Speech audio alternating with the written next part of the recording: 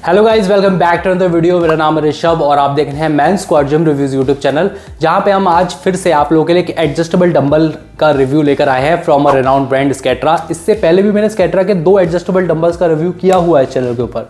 क्या आप लोगों ने वो वाली वीडियो देखी? नहीं देखी तो आई बटन के अंदर मैं लिंक कर दूंगा, आप वो वाले डंबल्स भी चेकआउट कर सकते हैं। बट आज मेरे पास है स्केट्रा का 24 kgs का एडजस्टेबल डंबल, जो कि इस डिज़ाइन के अंदर आता है। अब हो सकता है इस तरीके का डिज़ाइन आपने इंटरनेट पे और भी जगह देखा हो, बट वो डंबल्स और ये डंबल्स के अंदर कुछ इनोवेशन है। स्केट्रा ने कहा है कि ये 2nd जनरेशन का एडजस्टेबल डंबल है, विच मीन्स इसका लॉकिंग मैकेनिज्म उन डंबल से काफ़ी डिफरेंट है।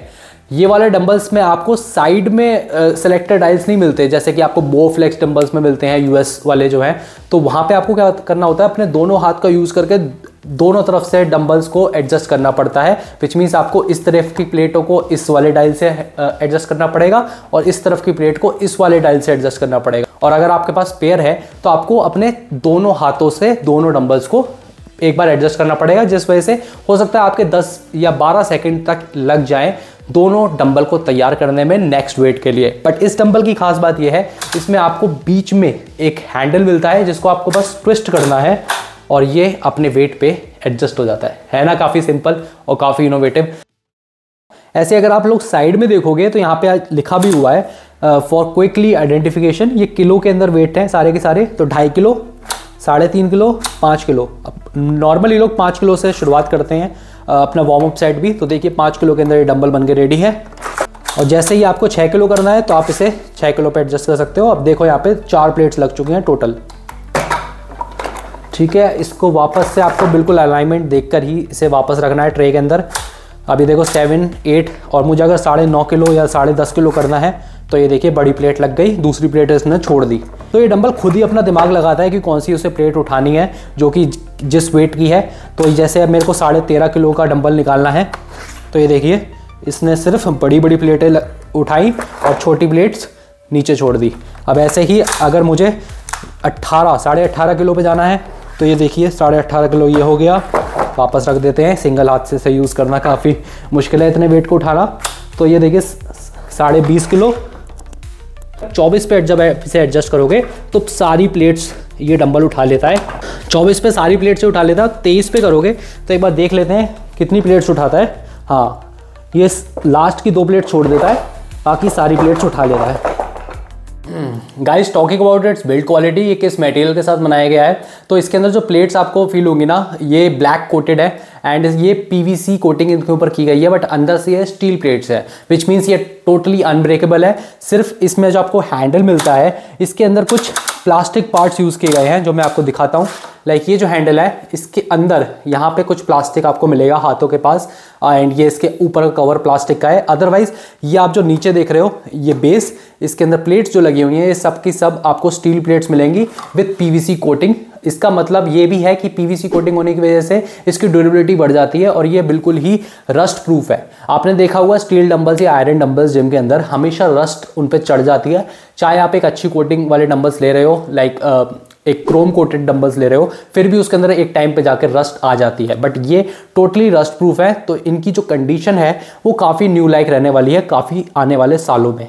तो मैं आपको इसका बेस भी दिखा देता हूँ। ये प्लेट इसके साथ ही आपको मिलती है डंबल के साथ, और इस प्लेट के अंदर रख के ही ये डंबल एडजस्ट होता है। बिना इस प्लेट के ये डंबल देखिए एडजस्ट नहीं होगा। मैं इसका अगर डायल घुमाना चाहता हूँ तो ये नहीं घूमेगा। तो ये एक सिक्योरिंग मैकेनिज्म भी है, जब आप इसे अपनी ओवरहेड एक्सरसाइजेस में या फिर कर्ल्स कर रहे होगे तो ऐसा नहीं होगा कि सिर्फ आपके ट्विस्ट करने से इस डंबल का वेट चेंज हो जाए और प्लेट गिर जाए। तो ये अगर जब तक आपके हाथ के अंदर है और आप इसके साथ एक्सरसाइजेस कर रहे हो, इसकी प्लेट्स निकल के गिरेंगी नहीं। और मैं आपको हिला के भी दिखा देता हूँ।